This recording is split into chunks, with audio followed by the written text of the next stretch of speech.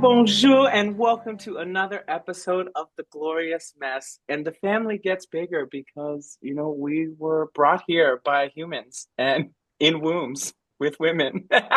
And actually, no, women don't, everyone has wombs. Anyone can have wombs. Sorry, don't cancel me, y'all, at the beginning of the episode. But we have an episode with our mothers, our dearest mothers. We had this idea recently. We said, starting the new year off, we need to start with the people who gave us life, who love us unconditionally amidst our glorious messiness. And we are honored and grateful to have all of our moms here. Give it up for moms. Yay, mom. So I say we just dive right in, Bronwyn. Hello, world. I'm Bronwyn still. This is my wonderful mummy.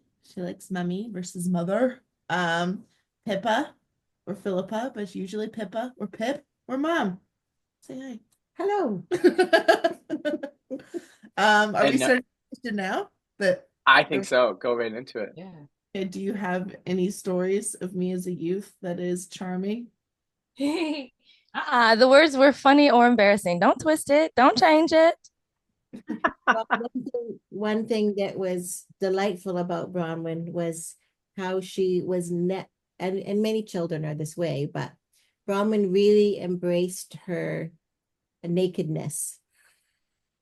And so she, at a young age, she was outside, peeing outside. Still does. Always running. Yep, still does.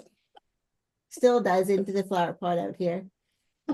Always and wearing delightful little outfits, little sort of little petticoat things, and then all naked underneath. There's a fond memory of her, or maybe she's 3 or 4, and she's riding in circles in our garage on her little two-wheeler, which has the training wheels. It's pink with all these streamers on it. And she's going round and round, stark naked with bright pink socks. and then jump forward maybe a year or two, and there's the image of her outside naked with a friend, a boy, who's the son of one of the caregivers, and she's painted herself head to toe in paint, but she's naked. And she has she had this big mane at this age, long hair. So she was just like this wonderful, wild being, and so comfortable in it, And the other boy was fully clothed, just watching what's happening. He had a bit of paint on his arms, but he was fully clothed. And you never could keep you always had socks on, eh? You always wanted to always the tube socks. Mm-hmm. It's the tube socks. Usually pink. That's her vulnerable space, is her feet, I think. Yes. You have to protect them. Yes. Yeah. Well, nice. Taylor, do you want to go next? Sure. I am Taylor. Still hasn't changed, won't change for now, anyways. And this is my mother, my madre, my mumsy. Shay. Well, hello, bonjour, bonne notte, world, how are you? Yes, I am her mother, and just like Bronwyn's story, oh, Taylor, wow, I don't think she's far from Bronwyn in those kind of stories, but I'm sure you guys met her, and she has to be the one, like you said, keep you grounded and everything. Even at a young age, she was keeping me grounded. Because when she was younger, she had to remind me if I was outside too late that her bedtime was a certain time and we had to get in before that. No matter what I was doing, I always involved her.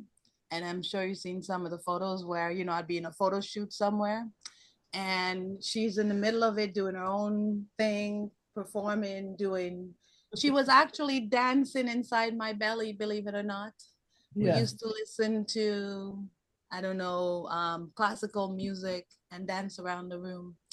When I was on the operating table, I was doing jumping jack. The nurse was asking me, what are you doing? I'm like, I don't know. This is what, so she was always this girl, always performing, keep you grounded.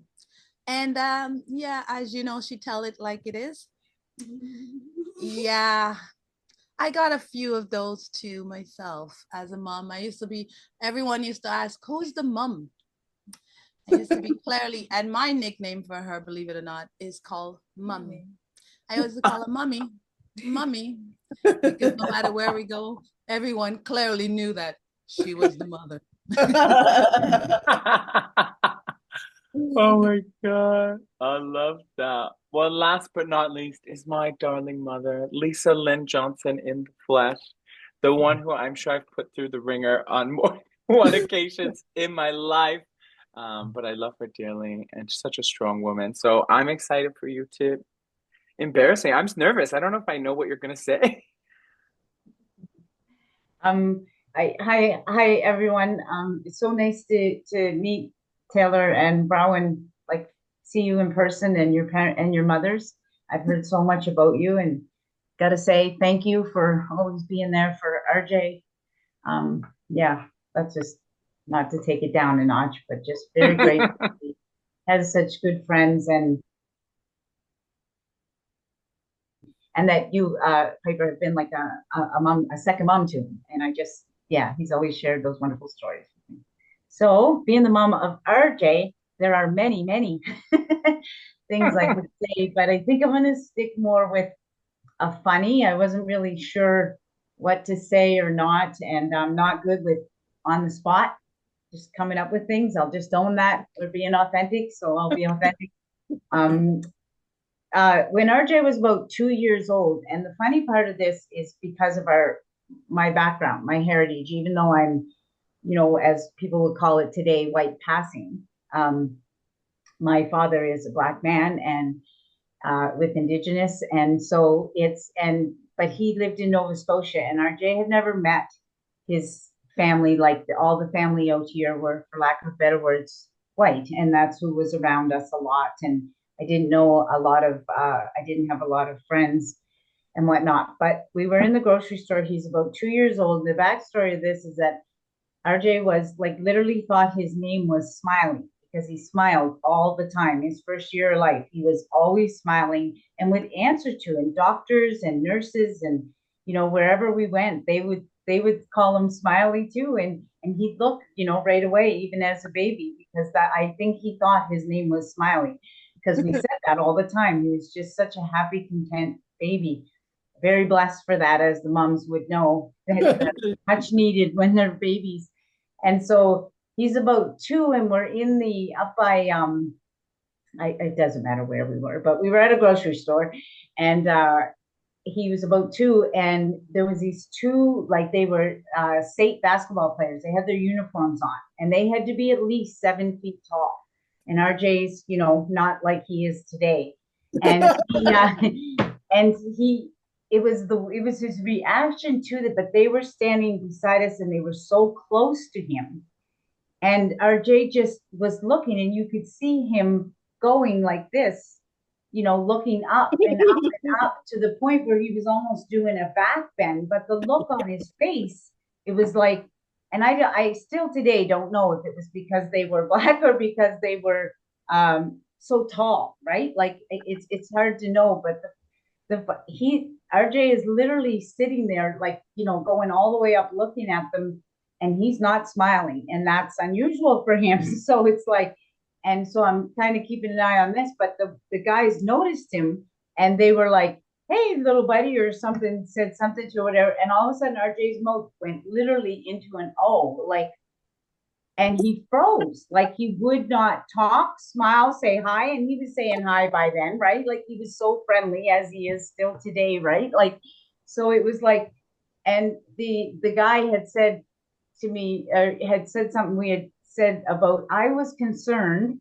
that it was because they were Black, and I was like, what if they don't know that our history, and I'm going to be embarrassed here or whatever. And then all of a sudden the one guy says, like, you can't say hi back, little man. Is it because we're Black? So that made the awkwardness all go away. And then I was like, well, actually my dad is. And they knew. They said we can tell when somebody's mixed or whatever, and that's why we said it, and that's what made it to be so funny. As we're going down the aisle, RJ is still, with this and he's looking, and as soon as we went around the corner, this elderly couple was going by, and there was his smile. Never said a word, nothing, but then just full on smiles, and I never ever quite I still don't know today or whatever, but the funny part about it is that today he has such, yeah, I just thought that was a funny one. And RJ's person, what? I was a racist, everyone, at 2 years old. No, I was gonna say you found out giants existed. You were like, "There's a giant, right? I must go." Right? Exactly. Like, that's what I'd like to think until that guy said that, right? If you never seen any, and I was like, oh no.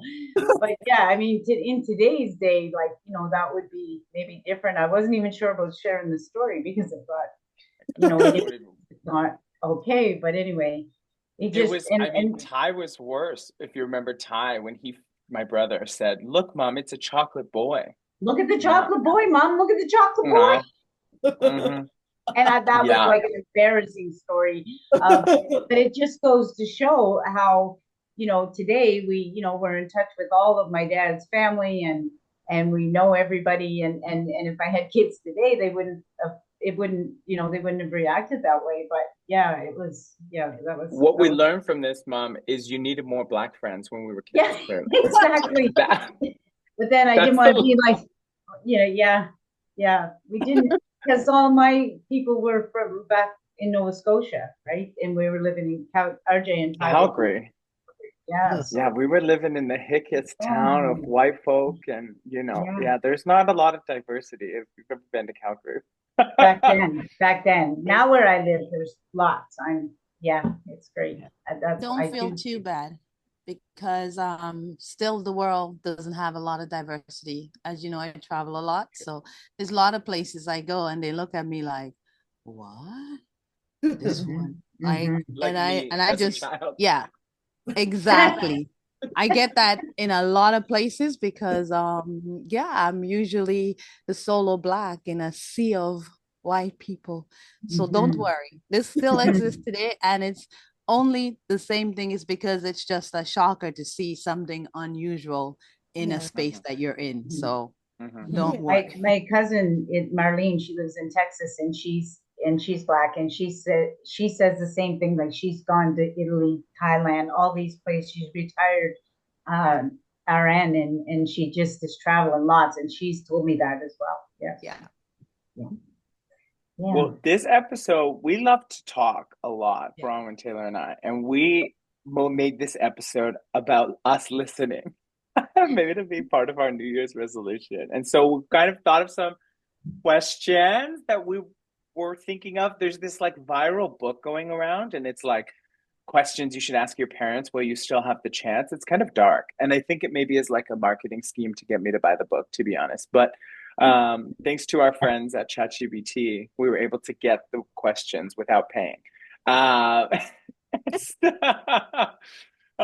our unofficial sponsor, ChatGPT. But so we found these 3 questions, and we're just gonna pose the question aloud, and whichever mom wants to jump on it first can go on in. Who do you have the questions up, Bron? Oh, if you could go back and give your younger self one piece of advice, what would it be? Are you asking me? Sure. I can. Oh, go ahead. No, go ahead. Oh, I thought about it. I'm going to just be honest. RJ did send me the questions about a half an hour before. So I thought about this a little bit. And I think it would be, and not to go dark or down, but it would be, it's not your fault. That's what we do here. We go here. We go dark. Yeah. Bronwyn cried out of nowhere last episode. Yeah, I just got tears saying that. It's not your fault. It's and in it my if I go back and tell my younger self that no matter how perfect you try to be to keep the peace and keep things okay, thinking that then things won't go bad, it doesn't work. And so, and then as a teenager, and then in my 20s and 30s and 40s, and now in my 50s, I'm learning more and more to take it easy on myself, to say, you don't have to be perfect. You don't have to do it all right. And we're going to make mistakes, and we're going to, especially in parenting, and we're going to have some regrets, but take it easy. Take it easy. That it's all going to be okay, and you're going to be okay. And yeah, that's where my head went. So that was really beautiful. So thank you. It was. Anyone else? Any wisdom? Well, if you're asking about your younger self, like, as a teenager or young adult, young mother, it's as you age and you gather more wisdom and more, um, for me, more confidence about who I am, because high school was really difficult, and even just after high school, I wished I had the wisdom then as in high school. And a lot of it is self-love and just being accepting who you are, that you are good enough as you are, because there's the social awkwardness, in high school and all my life really. And I do, yeah, I think it is just embracing that you just do the best you can in the face of All of it. And all the adversity that we face. And um like even today, me thinking, oh, how can I present myself, and then realizing, well, idiot, just as you are, like, this is fine. And actually, we did this cool archetype thing, and the fashionista thing was one of them. And actually, wearing the pajamas and the scarf, it's like, actually, look at me, what a great fashionista thing. So it's learning to embrace, like, even the small things that are good enough when you're feeling that all of it's not good enough, and continuing that self-tenderness throughout it all. Yeah. No, Pep, that was wonderful what you just said. And I'm going to say to my younger self, let me see. So, being who you are, which is really true. And first, before I go back into telling something to my younger self, I want to say for the generation today, what Pep just said, you guys embrace that so much better than we did back in our time, being your true, authentic self. And that leads me back to my younger self is, I would say that, like, bravery and not being afraid and courageous, and just, I'm pretty much a person that likes to just go for things and do things and not afraid to do things. But I think younger self back in our time growing up, and I am in the same age group as all the moms here, so I come from the same era. I know that back then, I think all the things that the young people do today, it's not new. It's things that we had open to us then, but I think we weren't as courageous, we weren't as brave, and we weren't so, what's the word? Like, you guys are so raw and say it as it is, and you're not afraid to deal with things like mental issues. Like, it all existed back in our time, but it was taboo. Yeah. Mm-hmm. It was like, for us to speak those things or even tell another person and ask for help or say that we're struggling or we need something, we were raised to think that we had to do it ourselves and we had to go on and do it, whereas your generation is so much not afraid to do that. So if I were to tell my younger self something, I would say, like, I would go back and be more brave and do more than what I already done, and not be so afraid to go even further, push the envelope even further than I already do, because I learned being in this time and being around Bronwyn and Taylor and the rest of the gang that I've met in your guys group is that is not so scary. Yes, I mean, there is dangerous times and crazy, but I always say that you can still do a lot of things, but do it responsibly. And and I think that as older generation, we don't give ourselves enough credit to know that as young people, we can do it. We're strong, and not to be afraid to attempt and not to be afraid to fail.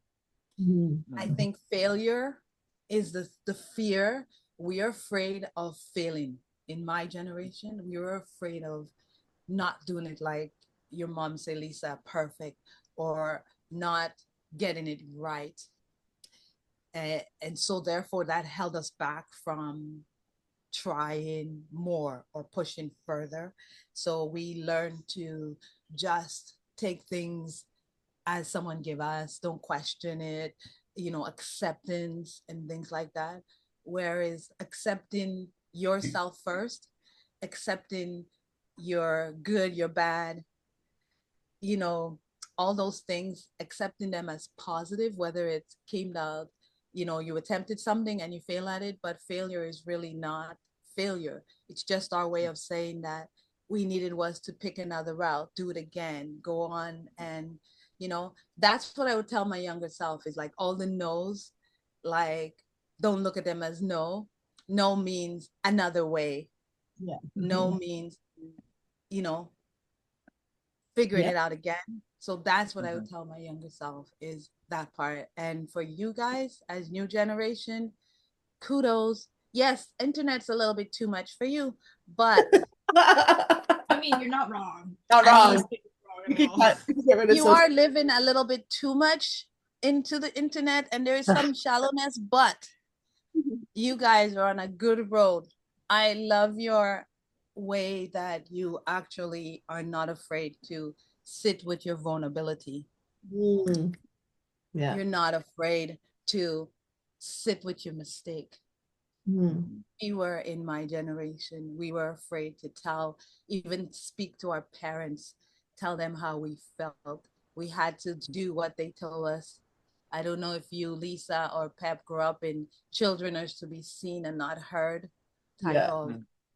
I never raised her to be that way in our world because I don't believe in that. I think that even at 2 years old, you were still able to speak and say what you're feeling. And it was our job to guide that emotion. We, as my generation, we never really got that guidance with our emotion. We got pushed aside with our emotions. We got told that suck it up and so that's, yeah, those are the things I would go back and tell my younger self. Yes.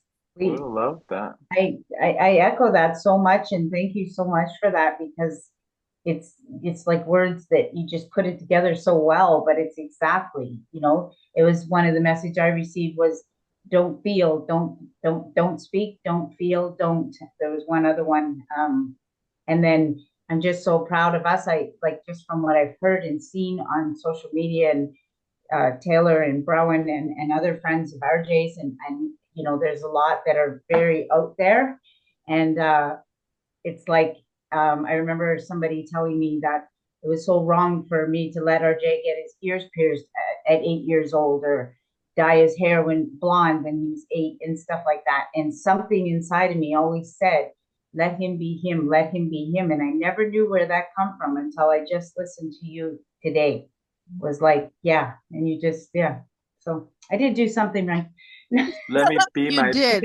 Sorry, AJ. I'm just gonna go back into that statement that your mom just said. When Taylor was just born, I had this German doctor, and he said to me, her pediatrician, he said, as a new mom, everyone is gonna tell you before how to raise. They're gonna tell you what you need to do, how you're doing it wrong and right. But if you just pay attention to the child, let the child guide you, you will get it right. And that's all you need to listen to. And so on that topic, letting kids show you what they need and guiding them to do that in a more beneficial way for both you and them is what I took out of that.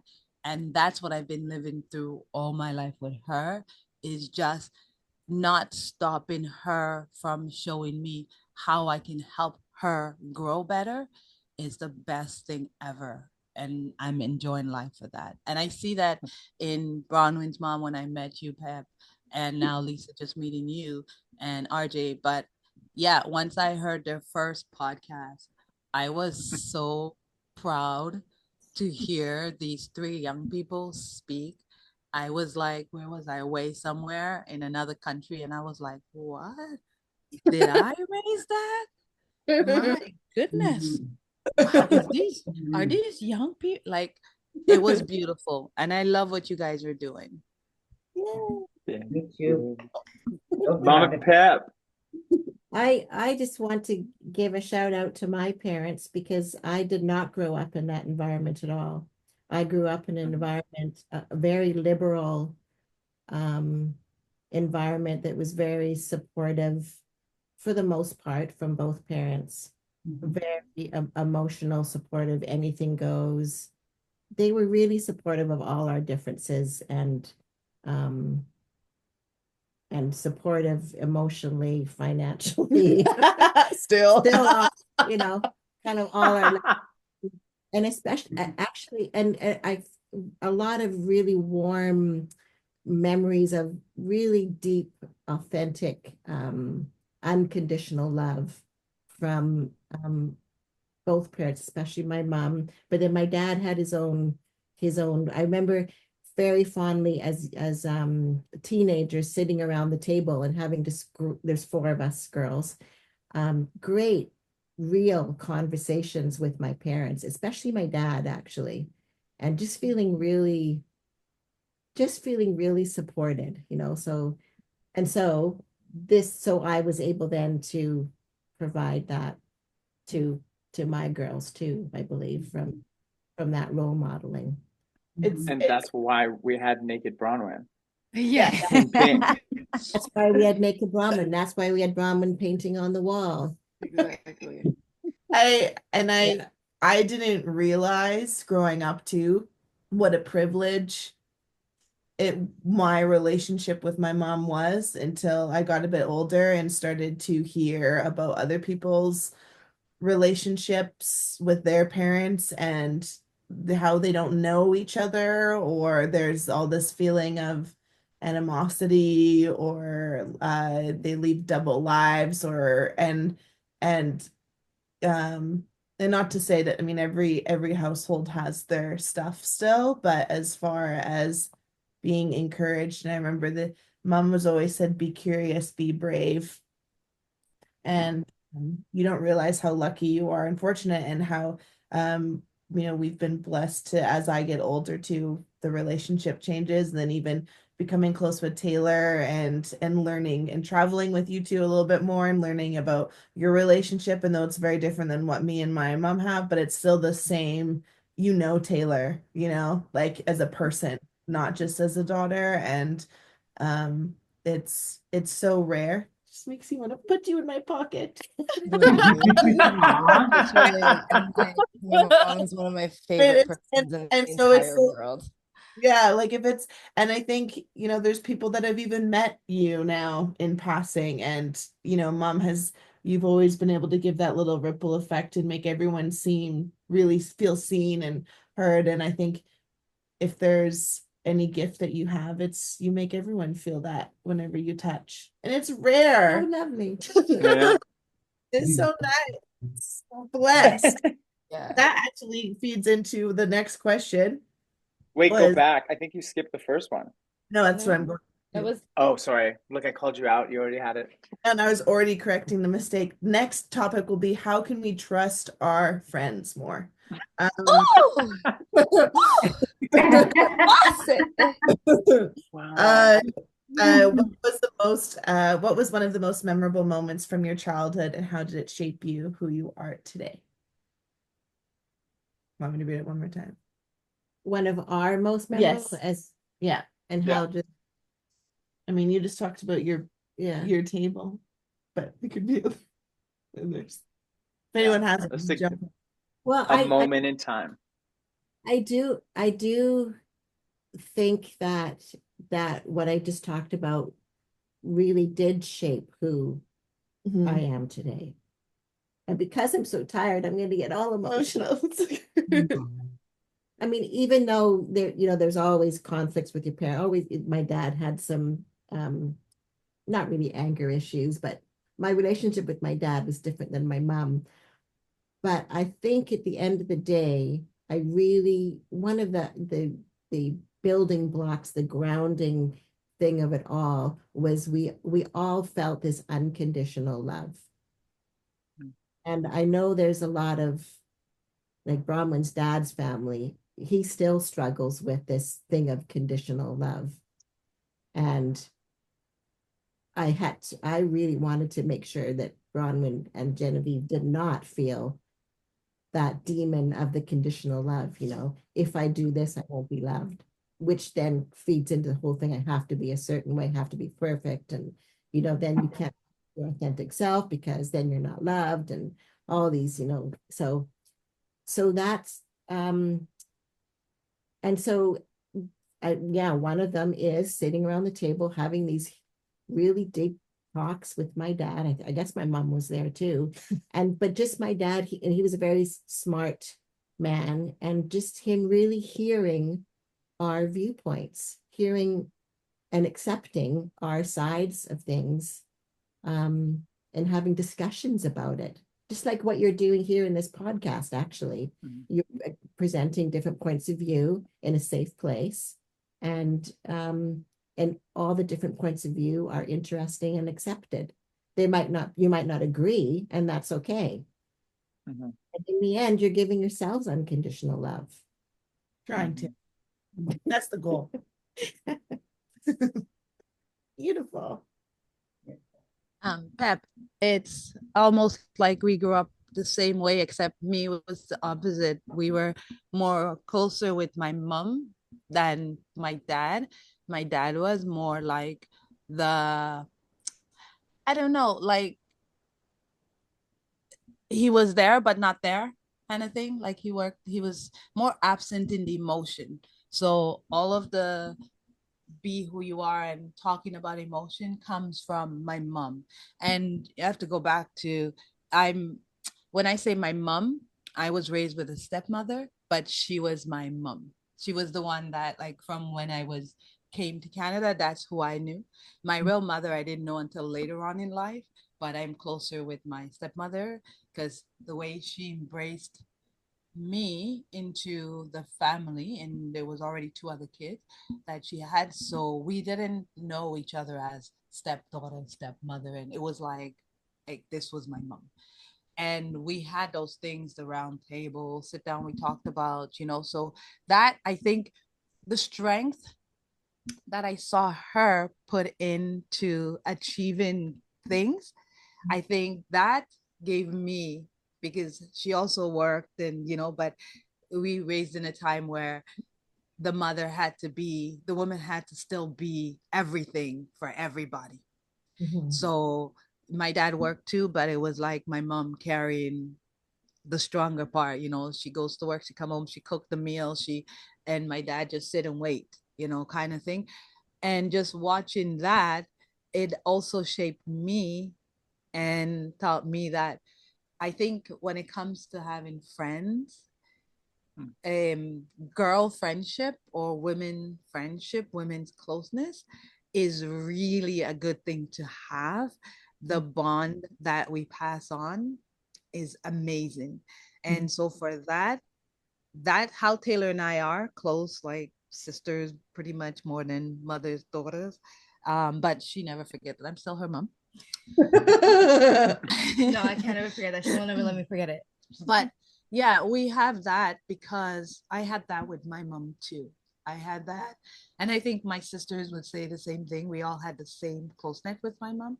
We can go and tell my mom everything, anything. And she also gave us the courage to do what we needed to strengthen ourselves.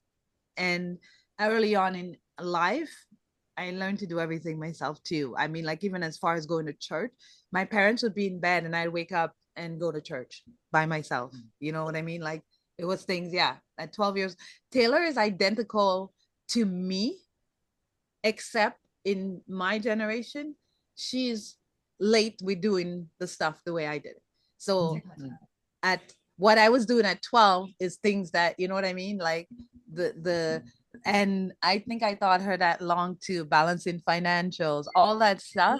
I was learning that very early in age, you know. So watching her, it's like watching my young self, except which generation you guys are like when we were, I mean, Pep can agree to this. Like you're grown at 16 in our generation. Like we don't look at it as you being a child. You know what I mean? Here, 18, we still look at them as, oh, they're kids. They're still young, you know, 21, they're still young. In our age, by that time, 21, you already married, I was kids. born. I was born. Yes. When you're... You know what I mean? So that's what I meant when I said like she's doing everything I did, except it's just older for her, whereas for me it was much younger starting out. But the track is pretty much the same, where like Pep was saying, just close.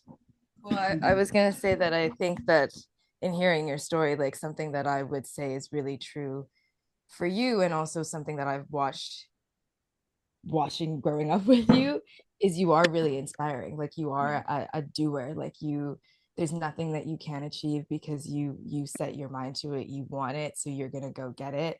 And you really do inspire others to do that, to be like, well, if you have a goal, you can achieve it. You just have to, yeah, you just go and do it. And that's really freeing, I think, as a kid. We're like, I want to go do this, I want to go over here, I want to do this. You're like, all right, go. Okay.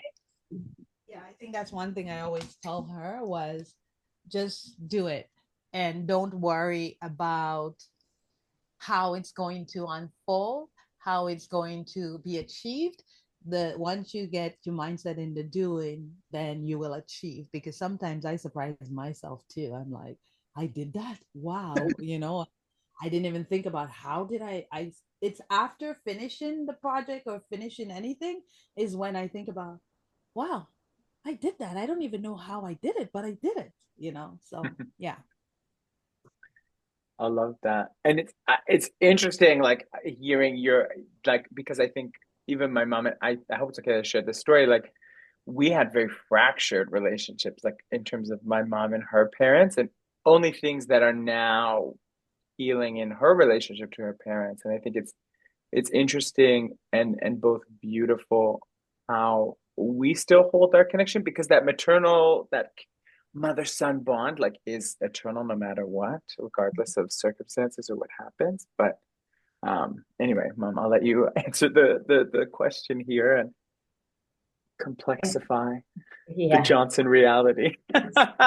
it's really I'm really learning a lot listening to Browen and Taylor and their moms, because I don't have that experience with my parents. So it's a, and I'm not sure that this is how do I do this? So my mom is in palliative right now, and so it's and prior to her getting so sick in 2023 and going to a home and me being responsible for her in all of her, and then being responsible for her from the time I came back to live with her, taking care of her since I was like 13. You think I would have been a, know exactly what I'm doing as a mom, because I was a mom. I had to be mom to my mom. And so I think when I think about the different aspects, I did have a really nice story, but then I don't know, it just came to my heart to share this, especially with what RJ said as well, is that with my mom, I learned resilience. Like when I think of myself and who I am today, and all the things that I've overcome and I still have growing and learning to do, I think till I die, um, it's that resilience. Because when I think back on their stories and their upbringing, I used to hold a lot of animosity towards my mother, and these last 2 years, I've been given the gift of forgiveness to her, and for a lot of the things that happened to me in my life as a result of her choices. Not that she would have wanted those things for me, but those were her choices she made impacted my life greatly, which then impacted my parenting, and the cycle goes on, which I believe has broken at RJ and my son Tyrell, which is the upbeat part of it. But just recently, I shared with RJ and Ty about my mom acknowledging at 78 years of age and me 55 that, her regrets. And she had never, because when we talk about our time and us don't think, don't feel, don't trust, and so my goodness, what was it like for them?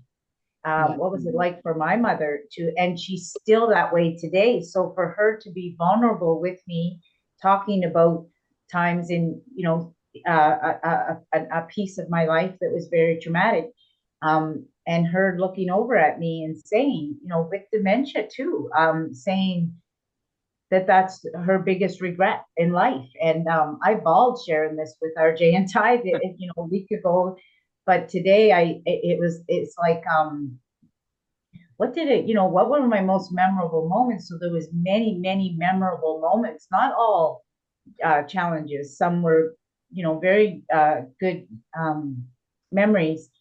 Like the tent on the beach. Exactly. Amazing. They lived in, yeah, Sorry, like Mom. my mom, we literally gave up our place in the city in New Brunswick and went camping for the whole summer. I was like, when are we going home? We're not going home. This is our home. And we were camping in a tent for the whole summer. There was no, yeah, until we were moving to our next town. Hence why we were, I see that now. But my love, how that has shaped me today is that was why mom brought up that regret, was because I was talking about always growing up in the woods, like our Young Street, of course, in Nova Scotia, these are segregated areas for blacks. So our land was on Young Street in Truro, Nova Scotia, but it was our land, and it was, we had a shack and an outhouse, but it was our land and our home. And my dad maintained it and kept it for a long, long time. And it was my grandfather's before him. And and my dad I was visiting with a friend on Friday, and she was sharing with me how, or we were talking about, and I was like, well, we had a pool, poor as we were, because it was only labor jobs. Even though my dad's a veteran, he still labored when he got back because of, Nova Scotia and their racism. But he drove truck and had a backhoe, and he made a swimming pool. And I have a scar on my big toe from because of the rocks and whatnot, but that was our swimming hole. And we had a path out, it was deep in the woods. We have lots of woods there. And so how my siblings would keep me from going too far in the woods, they told me that there was Wanda the Good Witch, and then there was Bad Witch was down farther. So don't ever go down there. And so I never went down there. And then from there to this orphanage that we lived in, that was again in the woods. And then my parents, my family of my heart, the Earls, that was literally in the woods. In my backyard was a lake, and then my mom taking me camping. And when I came back to live with her, we always went camping, like all of Sheep Creek and Bragg Creek. I know it like the back of my hand. And still my love for, when RJ first went to Vancouver the first time, and when I went out to visit him the first time, and you couldn't get me from English Bay because there was the ocean like 2 blocks. I could walk to it. I was like, oh, this is my Zen place.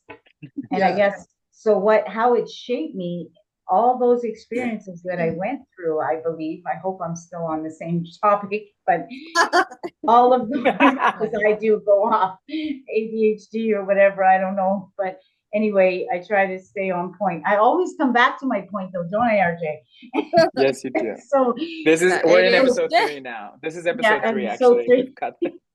So, yeah. So when you think about, the memorable moments, my memorable moments are where I lived, and then how that shaped me today. it's been a little stressful taking care of my mom and my dad and stuff. So I'm going to Canmore tomorrow because I will be in the woods. I will be as soon as I get to those places, it's like I'm home and I feel the calm and I feel like I can be my most authentic self. I can be just, I can breathe.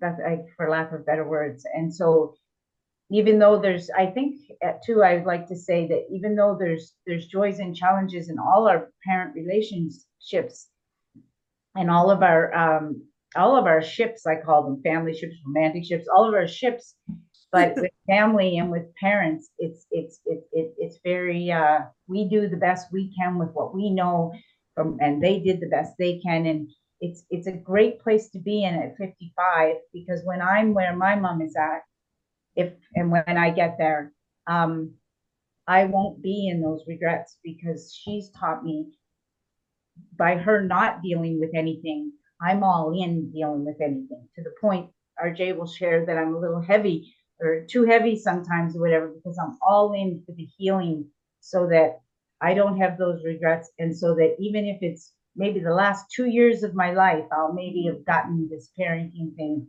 a little better. Yeah. Amen. Hallelujah. Praise the Lord. Yes, indeed. I hear you, girl. And trust me, we are all sharing our good side, but what you shared, I have to say I'm lucky because I have that on the other side. My sister, so remember I said I didn't grow up with my real mom, just my stepmother. So my sister had the pleasure of growing up with my real mom, and it was not pleasant. It's not my story to tell because, but yes. And we all go through hardship. And as you were saying, that place in the woods, I understand, like, even for me, I have to go to water. That's why no matter where I travel, I have to be next to water too, because unlike you being the pool in the backyard, my backyard was an ocean. And literally, there is, as soon as I get close to that, you feel when you're in your place of groundedness, when you're in your place where it feels safe, know it. Your whole instinct, your body tells it, and gut, oh, always believe in that. Trust me. When your gut says yes, it's a yes. When your gut says it's a no, it's a no. Exactly. So I feel you. I hear you with that situation. Definitely. For sure. We spent summers at the ocean, so that was when I was with the family of my heart. Yeah, that's okay. I get that. Oh, okay. I just have to honor my mom, because I talked about my dad, but actually my mom is the one that gave me the most emotional support. And now she's 90, so now it's a bit the other way around. But one memory that is just like it happened yesterday. I must have been in school. I come down for breakfast. She's making scrambled eggs. I still get choked up. And she turns around and says, "Good morning, beautiful." And that's it in a nutshell. And it's always been "Good morning, beautiful." Like, so I just, because I left the impression that it was my dad, but it's really my mom that gave us all this. Me and my dad too, but somebody has to give a dad credit. Don't worry. We all know it's the mom. And everyone knows it it's won't the be mom. me. It won't be me. Listen, when anybody dies, no matter how old you are, if you're injured, if you're sick, what's the first word that comes out of any person's mouth, male or female? Mom, I need this, mom. Nobody cries out for dad. So kudos for you giving dad some credit. It's okay. Well, and that brings us to. We have one last question. Or you are going to cut the question? No, go. I think he was going to say the question. But I will say, all of our moms are totally from our brains as well. So we're going to try and keep these answers shorter, everybody. What's something about motherhood that you wish more people understood? Damn. Literally, what? Damn. It never ends. How tough it is, how hard it is, how you never stop being a mom. You never, and there is no right way, to be honestly.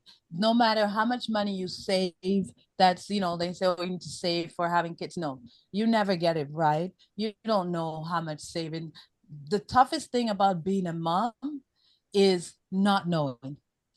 You never know. You just have to. And the strongest thing about a mom is that we learn to be, like Lisa said, resilient.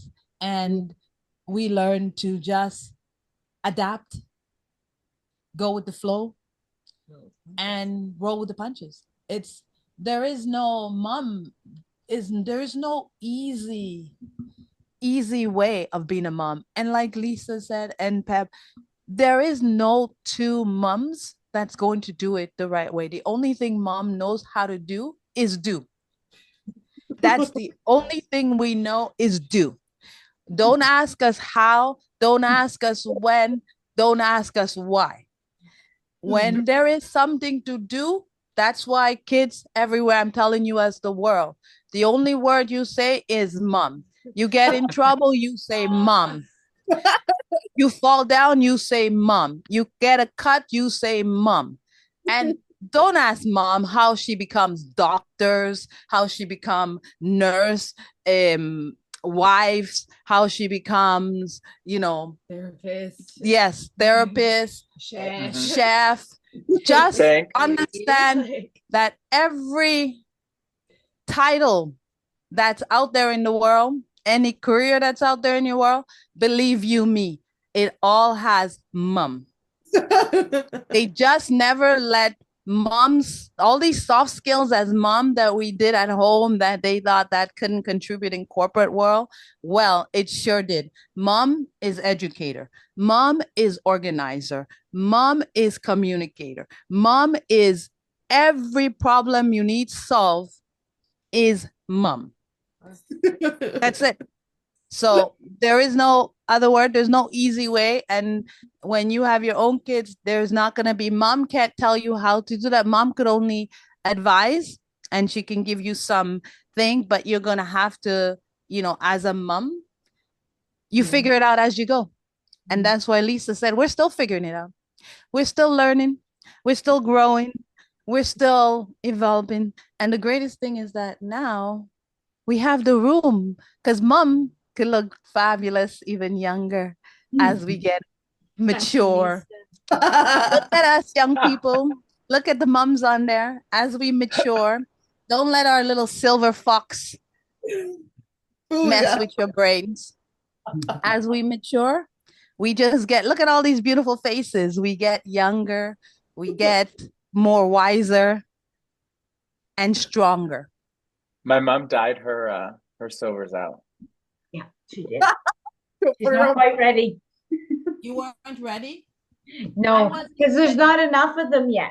So it looks, but I have a cousin who shaved her hair off completely and then it went completely white like yours and it looks beautiful, and like Browen's mom too. If you could have it all that color, great. But the salt and pepper look, that's only good for the men, right? So well, it looks great. Only George Clooney gets away with that. For those, yeah. I think everybody knows, all our generations know him. But yeah. Yes. Fox, silver fox. Any final thoughts, moms? Yeah, you got it. I think that for me, it's been about learning. I wish more people understood how hard it is to let go of from that role of, being their everything and doing and then wanting you to be there for, even if there was parts of their lives that you weren't their only source of support. It's still that from when they're babies, right? And I think about that incident in the grocery store and RJ, but and I just see his big fat cheeks and his his beautiful, in his little fat hands holding on to that cart for dear life, because I don't know what he thought was going to happen, but it's learning to let go and let them, how hard it is to let them make their own choices and not jump in and want to fix and save, basically. And that you have to. I mean, my son's outgrew me years, decade ago. So it's like in some ways, right? And so you want but you still want to jump in and fix it all and make it all better for them and kiss their boo-boos away and you type thing. And you don't want them to make the same mistakes you made. So you come on too strong and tell them you should do this or you should, RJ, you can ask him. I still do it. It's hard to let go of your baby, especially my baby is, 6'3" and look at him, and he's still my baby in my heart. And I wish people understood that more, or that they could understand. And until you become a parent, like Taylor's mom said, and you don't understand that, but it's work to let go. Yeah. Yeah. But I'm working on it. It's okay. She still does it to this day. And Yeah. thank the Lord for that, though. Oh, Like she always reminds me, she has this way of telling me and saying, hey, Mom, it's like she turned 23 and I was still thinking she was like, an 18-year-old or whatever I had to tell. And then one day when her birthday, she's like, Mom, I am 23. And then it clued in like, oh, shoot. Then I had to check myself and talk to myself and say, oh, I have to let her sometimes I don't like her decision, but then I go away and I talk to myself like, other people know because I talk to other friends and I tell them this as a joke, but I sort of have to, she checks me to let her be who she are and I have to trust in that. So sometimes I go away crying that she didn't want my help. I can't believe that. How dare she not want? And then I'm like, she got it. She got it. So it's just that trust. That Agree. I was going to say the same thing about one of the most difficult things about parenthood, I would say, but we're talking about mommyhood, is as soon as your baby's born, you're learning to let go, like, because you're nurturing them to be more independent. You're nurturing them to live, to be empowered, to be confident, to make mistakes, but have the confidence that they can manage them and correct them. And it's an art, a dance to let go, but still be here to catch when they want to be embraced again, despite the prickles. And just finally, what a complete honor it is to be a mom. And I can't imagine a life without being a mom. It just fills my purpose, enriched my life beyond any imagining. You can't just describe it to those who are not moms. And it's the greatest gift to be a mom, and what a lot of learning. And Roman, does I that mean always you're ready say, for kids? I always say that I learn more from my kids than I could ever teach them. yeah. And that's our episode. Yeah, I think That's we a should wrap. end it on that. That's a great. Really? Stop. There's so Well, much thank more. you. I love it. We'll do a part 2. We'll do a part 2. Fine, We'll do a part You see, that's that letting go thing. Do you see that? It's kind of like, 2. don't want to, Yeah. Well, thank you, moms, for you, being guys. here. We love you all. This episode comes out in January, so Happy New Year to everyone listening. May your year be blessed. Feliz Navidad. I don't know what that actually means now that I think about it, but we'll catch you on the next episode. From all of us, we love you. Thanks for listening, and we love our moms. Yes, if you can take anything Love you too. from this, is communication. Communication goes so far with your parents, with a parental figure on both ways, and just don't wait too long to say what you need to continue to nurture that relationship. And we love our parents. Yeah, we Yes. do. And that was the Love most you. either of us have probably listened to them in a while. Probably, to be honest. All right. Bye, everyone. Bye.